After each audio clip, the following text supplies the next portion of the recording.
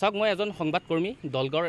মই এটা ব্যক্তিগত চেনেল NB নিউজত কাম কৰোঁ আৰু মই এটা বাতৰি পৰিৱেশন কৰিব গৈছিলোঁ আৰু বাতৰিটো পৰিৱেশন কৰি আহি মই এখন হোটেলত চাহ খাই আছিলোঁ খাই থাকোঁতে মোক ফোন কৰি মাতি আছে দলগড় বীৰ লাচি থানা আঞ্চলিক সমিতিৰ ফালৰ পৰা মই কৈছোঁ আপোনালোকৰ যদি কিবা কাম আছে তেতিয়াহ'লে মোৰ ওচৰত আহক আহি মোক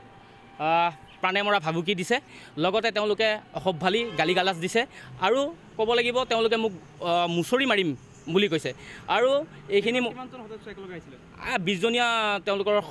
দল এটা আহিছিলে আৰু সভাপতি সম্পাদক আছিলে মোৰ লগত বহুত তৰ্ক বিতৰ্ক কৰিছে কাৰণ মই এটা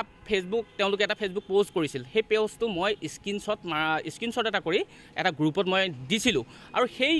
স্ক্ৰীনশ্বট দিয়াৰ উদ্দেশ্যৰে তেওঁলোকে মোক আক্ৰমণ কৰিবলৈ চেষ্টা কৰিছে বাৰে বাৰে ফোন কৰে আৰু মই বাতৰিটো পৰিৱেশন কৰি আহি মই বহিছোঁ তেতিয়া বাৰে বাৰে ফোন কৰিছে আহিব লাগে আমি মিটিং পাতিছোঁ মই তেতিয়া কৈছোঁ আপোনালোকৰ কিবা দৰকাৰ আছে মোৰ লগত লগ কৰক আৰু এনেদৰে তেওঁলোকে মোক ভাবুকি দিছে লগতে প্ৰাণে মাৰা ভাবুকি প্ৰদান কৰিছে মোক ৰাস্তা ঘাটে লগ পালে মুচৰি মাৰিম বুলি কৈছে আৰু যদি মই কিবা মোৰ যদি মৃত্যু হয় তেতিয়া দলগাঁও বীৰ লাচিত সেনা অসমৰ গোটেই সদস্য সভাপতি সম্পাদক দায়ী হ'ব আৰু এনেদৰে মোক প্ৰাণে মৰা ভাবুকি দিছে মই ন্যায় বিচাৰোঁ যিসকলে মোক মই যিহেতু মই সংবাদকৰ্মী মই বিভিন্ন বাতৰি সংক্ৰান্তত ঘূৰি ফুৰোঁ আৰু এই বাতৰি সংক্ৰান্তত ঘূৰি যদি মোক কোনোবাই মাৰে তেওঁলোকে কিন্তু দায়ী হ'ব আৰু হয়তো মোৰ লগত আজি এই ঘটনাটো হৈছে আৰু আন সংবাদকৰ্মীৰ লগতো হ'ব পাৰে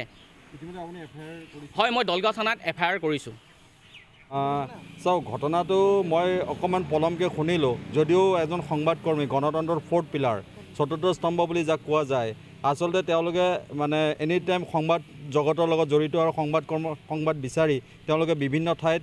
ঘূৰি ফুৰিব লগা হয় তেনে ক্ষেত্ৰত যদি এটা সংগঠনে মুচৰি পেলামৰ নিচিনা শব্দ ব্যৱহাৰ কৰি তেখেতক অপদস্থ কৰিছে এইখিনি ঠাইত আহি তেখেতক অপদস্থ ইয়াতকৈ নিন্দনীয় কথা আৰু একো নাই ইতিমধ্যে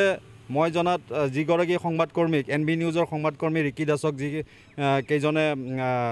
এনেকুৱা অপদস্থ কৰিলে তেওঁলোকৰ ওপৰত যাতে প্ৰশাসনে বিহিত ব্যৱস্থা লয় মই এইটোকে বিচাৰোঁ